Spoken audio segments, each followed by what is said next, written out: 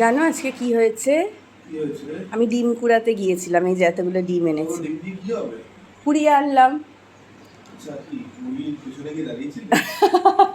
না না, একটু ডিম ভুর্জি হবে আজকে। আর সাথে কি খাবে, রুটি না পরোটা? শিওর? ওকে।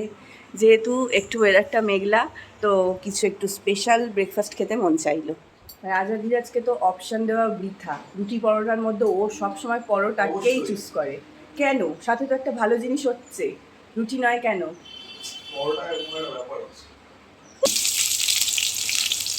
আমার শাশুড়ি মা এত সুন্দর ডিম ভুর্জি বানায়, খুবই একটা সাধারণ জিনিস, কিন্তু তার হাতে একটা অসাধারণ স্বাদ হয়। একটু বেশি করে পেঁয়াজ দিলাম, খেতে খুব ভালো লাগে।